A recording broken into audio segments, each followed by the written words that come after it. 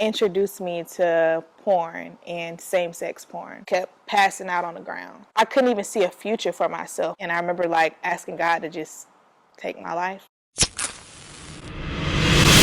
Hey, my name is Daizja Stevenson, and this is my story. I grew up in a Christian household, was raised by my mom pretty much my whole life. I want to say when I was like in the 5th grade, I had a friend at the time that came to sleep over and introduced me to porn and same-sex porn.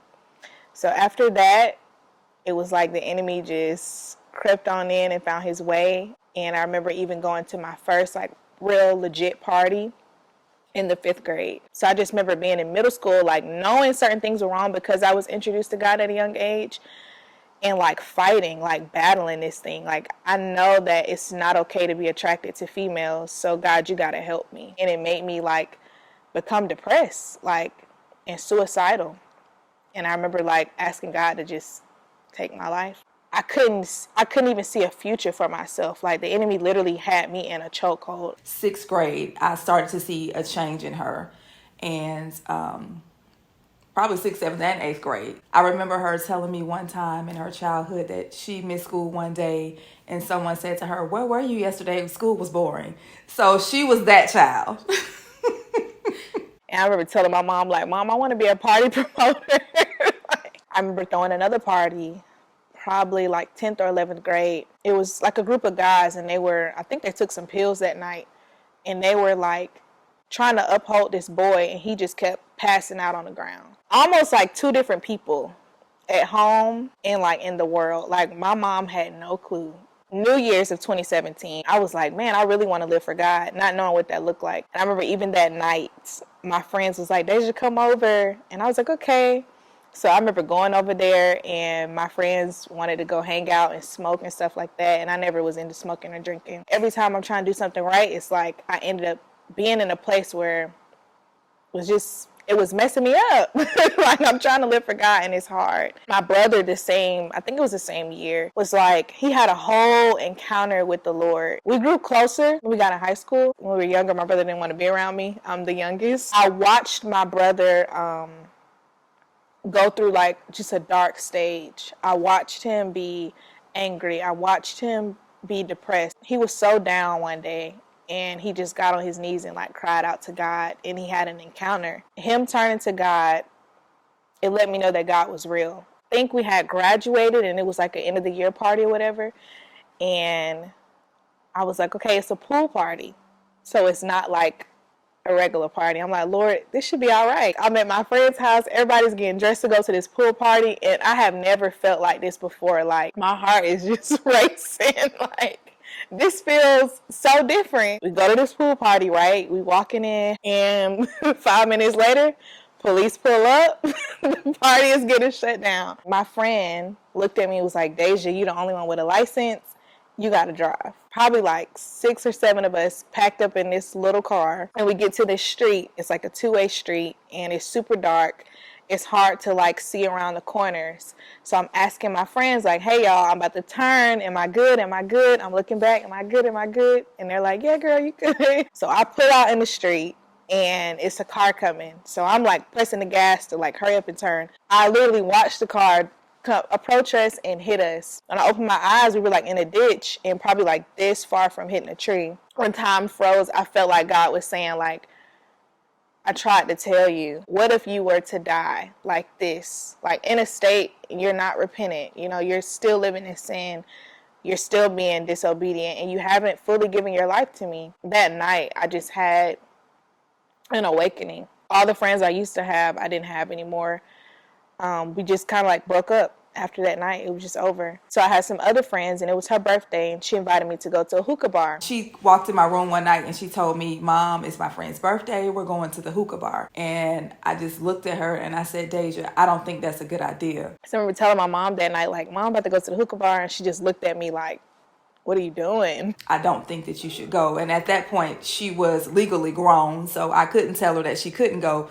But I did tell her, I said, "Daizja, I don't think that's a good idea. That's not an environment that you need to be in." And I started praying in the spirit, and he gave me a word for her. I remember coming back home that night, and my mom was like praying in the spirit, like going in when I walk in the house.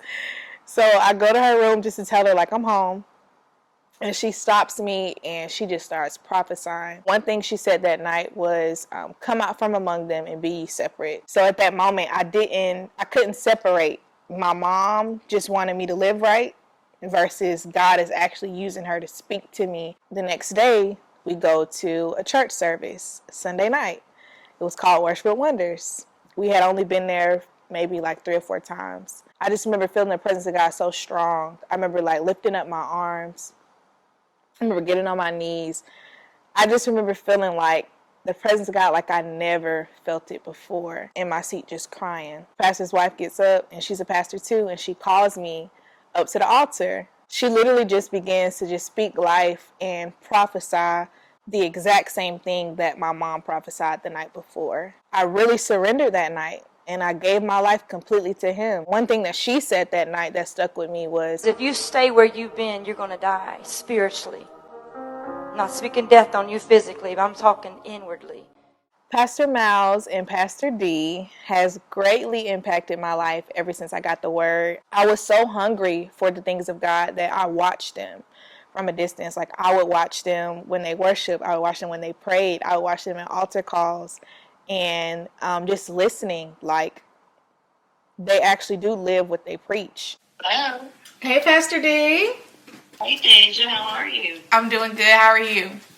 Oh, I'm doing wonderful. You remember the day that you called me out and prophesied? Yes. And I just remember calling you up there and not knowing what your response was going to be. There's a humbling season, there's a brokenness season, right before an exalting season. And a lot of people want to be exalted and do ministry, but they're not humble. They're not broken.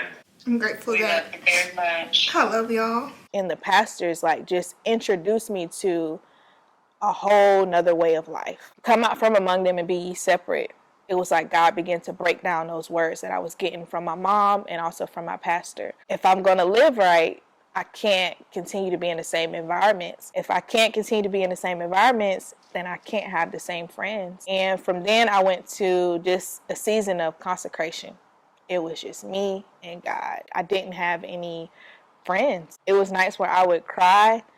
I would break down. It was really hard. Going to church, to get in my word, to praying, to just seeking God and just trying to find my purpose. I just knew at that point by the Spirit of God and by watching her that I knew before that there was a call on her life. I didn't know what the office was. You know, God told me she's an evangelist. So I just walked in her room one day and I think she was on her phone doing something.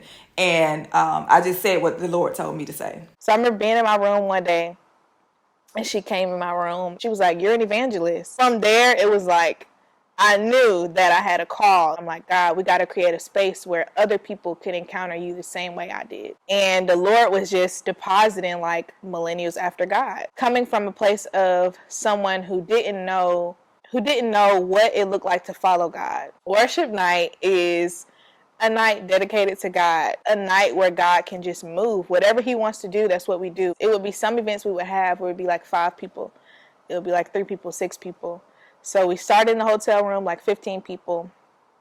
Then it would go to my living room and it would be like 10 people. It was like small gatherings. We had probably like 80 or 70 people, like literally in my house. It was packed out. It was a blessing for me to have it here. That's an honor for me to host something for the Lord in my house. The icing on the cake for me is to see her doing ministry and to be there by her side as she's doing ministry. It's helped me to find joy and find peace and fun, like just having a godly community. And I've watched people come and be transformed. The love of God can reach to you wherever you are. I am a living, breathing testimony of that. And I've also been in a place where I didn't feel like I was worthy, or I didn't know who I was. I didn't know that God had a plan for my life. He absolutely does. And when you realize that, man, God loves me enough to save me, but then he also loves me enough to use me and to touch everyone I'm connected to,